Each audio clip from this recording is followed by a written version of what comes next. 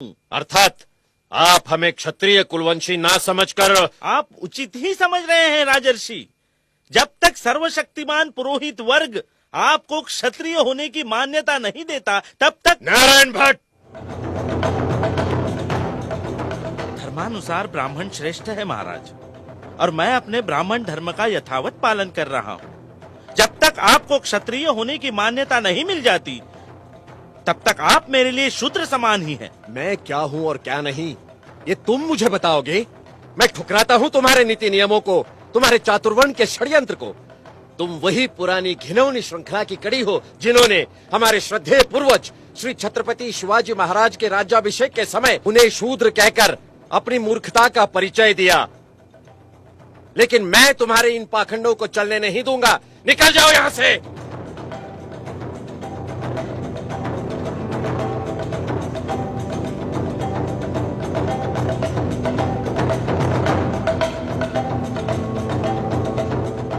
जहां राजा के साथ इस तरह का व्यवहार होता है तो सामान्य जनों का क्या?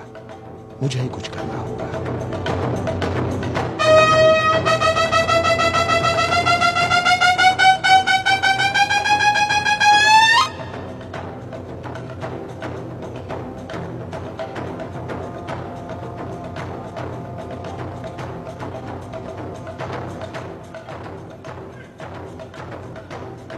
वर्णवाद ने हमें ही अपमानित किया है।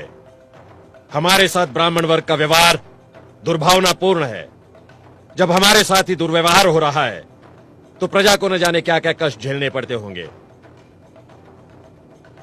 कुलकर्णी किसानों से जबरन पैसा वसूल करते हैं। वो किसानों का शोषण समाप्त करने के लिए हम कुलकर्णी प्रथा के बजाय पटवारियों की नियुक्ति करते हैं। हम ऐलान करते हैं कि राजकोष से कोई भी इनाम या उपहार ब्राह्मण वर्ग को नहीं दिया जाएगा।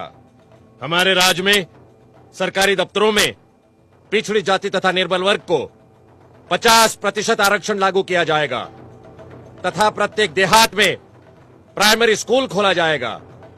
निम्न वर्ग के लोगों के लिए शिक्षा का व्यापक प्रसार किया जाएगा। मुस्लिम प्रजाजन शिक्षित बने इसलिए हम स्वतंत्र रूप से मुस्लिम शिक्षा समिति गठित कर रहे हैं। कोल्हापुर रियासत का प्रशासन बहुजन कल्याण के लिए वचनबद्ध है।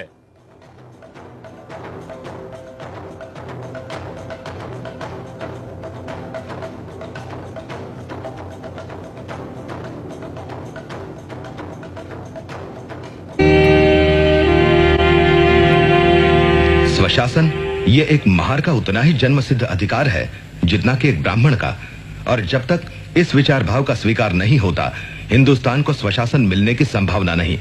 जिस स्वराज में पिछड़ी जातियों को मूलभूत अधिकार नहीं मिलते वो सही स्वराज नहीं होगा, वो एक नई गुलामी होगी, एक महार।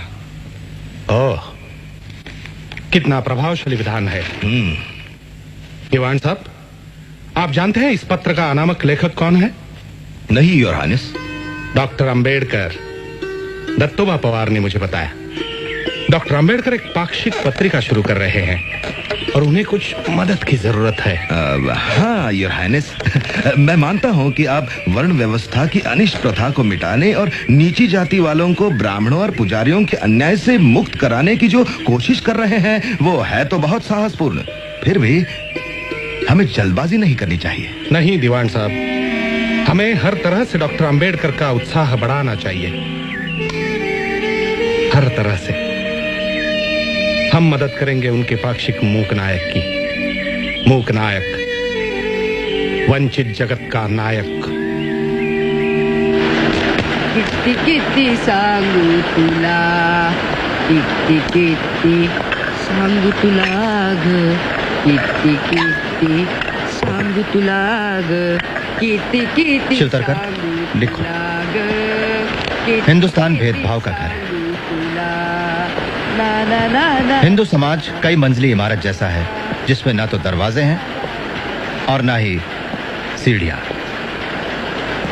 जो जिस मंजिल पर पैदा हुआ है उसे उसी मंजिल पर मरना है।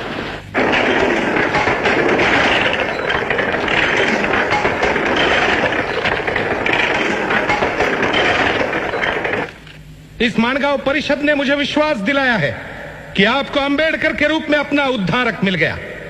मुझे भरोसा है ये आपकी बेड़ियां तोड़ डालेंगे। इतना ही नहीं, वो समय आएगा, मेरा मन मुझे कहता है, जब अंबेडकर इस देश के अग्रणी और महान नेताओं में गिने जाएंगे।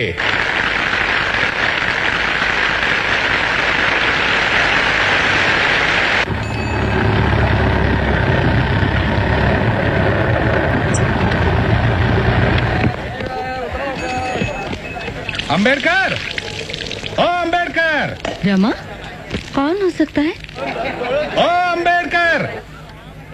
लगता है शाहू महाराज हैं। चलो ऊपर ही चलते हैं। जी।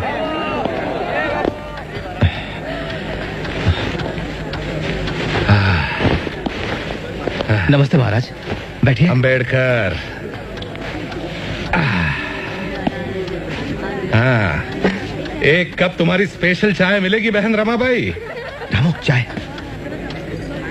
ये बात बिल्कुल सच है कि हर महान आदमी के पीछे एक स्त्री होती है, रमा बहन जैसी। तुम भाग्यशाली हो अंबेडकर। हाँ, हाँ,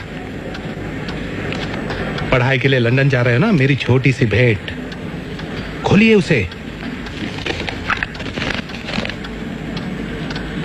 धन्यवाद। बहुत अच्छे। तो चले, मूकना है, कॉफी जो जाना है।